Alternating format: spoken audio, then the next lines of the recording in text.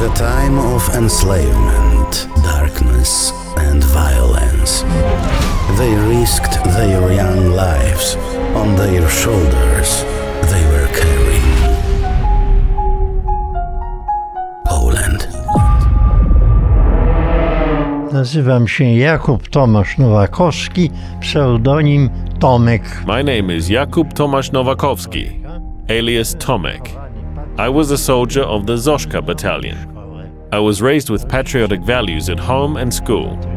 My parents had centrist views. They were Piłsudski followers.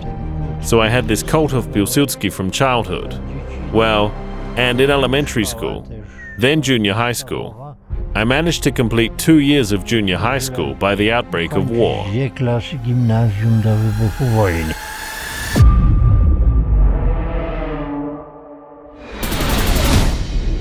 Oczywiście szukałem od początku. Of course, I was looking for an opportunity to join some organization fighting for independence from the beginning. Thus, it came to fruition in February 1942. A friend of ours from the same block of flats where we lived at 30 Mickiewicza Street in Żoliborz ran an ideological and educational youth organization called PET, a name borrowed from a pre-World War I youth organization. It was popular. Then between the wars, it somehow slowed down a bit. Well, and then again, or under the German occupation, it sprung back to life. Its main activity was to educate the future cadres of independent Poland. After that, the organization joined the assault groups of the Grey Ranks. A special unit, Jerzy, was formed in Warsaw, commanded by Ryszard Białus, alias Jerzy, later commander of the Zośka Battalion. Later, this special unit, Jerzy, was transformed into the battalion Zośka, and its third company was transformed into a separate battalion called Parasol, created specifically for liquidation operations. That is, to kill Polish traitors and Germans who were particularly troublesome to our society. Znaki naszemu społeczeństwu.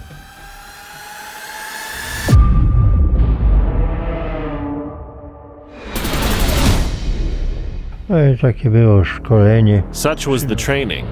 A handheld machine gun was brought, a lightweight one that could, if need be, fit under a loose coat and be carried around. We would put it on the table, and that's how we learned to assemble and disassemble it, how it shoots, and just general operation, all the time. In addition to these self-training classes, as they were called, we engaged in small-scale sabotage, that is, the Wawa action. It consisted of making inscriptions or posting leaflets on walls, such as Poland fighting. This anchor symbol was created just then. Wtedy właśnie podstawa rozpowszechniła się.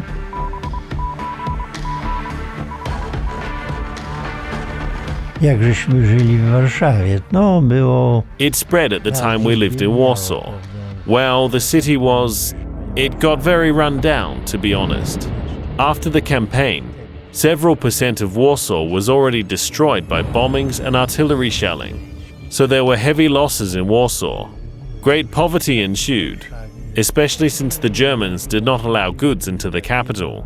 The gendarmes would bust into trains, take away the goods people were trying to bring from Warsaw outskirts. You know, food, especially food. They bought it from farmers, and there was this black market. It was costly, and we were given food stamp rations so we would not die of starvation. But they were tiny, you see. Well, we'd get such poor bread, some potatoes there that were partially rotten. Sometimes they added something else. But all in all, these food stamp rations were very modest. Actually, they were not enough to survive. The occupation was a cruel time, but from the very beginning, there were executions.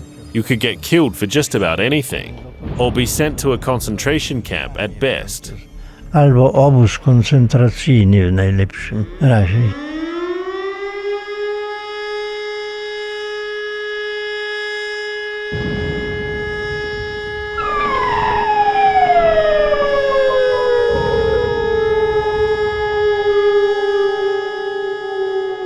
Pierwszy dzień sierpnia Ale słyszę strzelaninę wzmagającą się ciągle.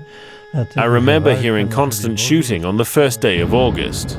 This is because the fighting in Żoliborz began not at 1700, the designated W hour, but at 1400, because the gendarmes came across the Home Army men carrying weapons. Both sides began to call for reinforcements. Eventually, even tanks rushed to the aid of the Germans. So finally, there was a battle with tanks in the Żoliborz area. Back to the story. I hear all this damn shooting, thinking, what is this? But even then, I didn't believe that the uprising had broken out. So I did not immediately leave, but since I could sense something was intensifying, I finally left. I went out to Marymont, and there was immediately such bad luck. Throughout the entire occupation, somehow, I managed not to fall into the hands of the Germans. Well, here I suddenly was, caught. A German patrol seized me. They led me to their place. The interrogation went like this. What were you doing there?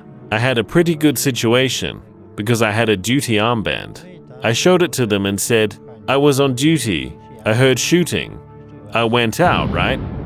I came across this patrol. I had a good explanation. While many young people were detained there, it was clear that there were insurgents here.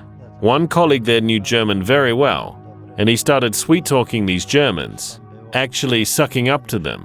It was distasteful to us, but in all honesty, he saved our lives. We were detained overnight in some shed, and they released us the next day. W jakiejś szopie i wypuścili następnego dnia.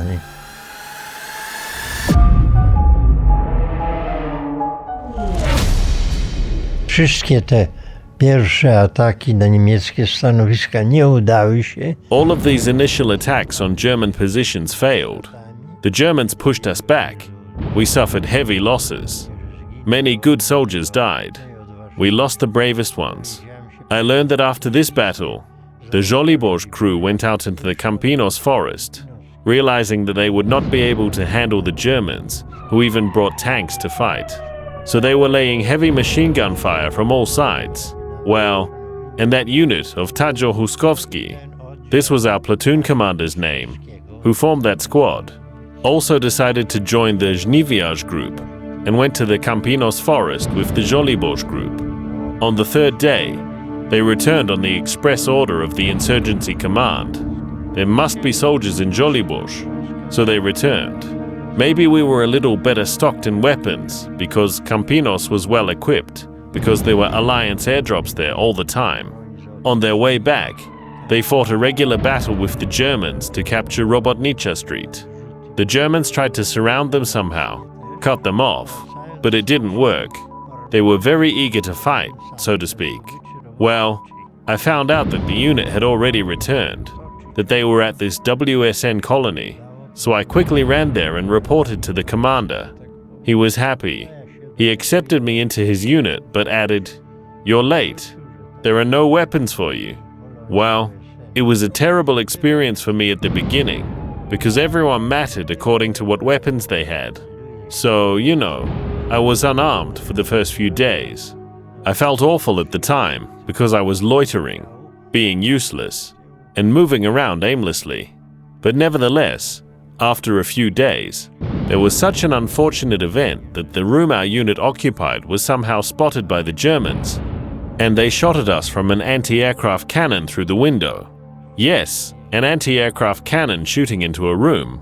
It was a massacre, to tell the truth. One was fatally wounded, another's entire arm was severed, and a third's hand was badly injured. And I was lucky to have just left the room. Yes, it was very sad.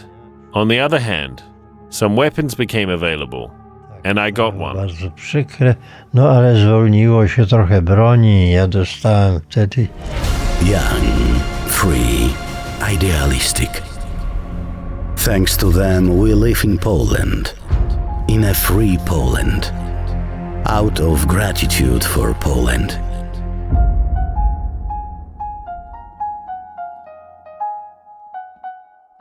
Subsidized by the Polish National Foundation.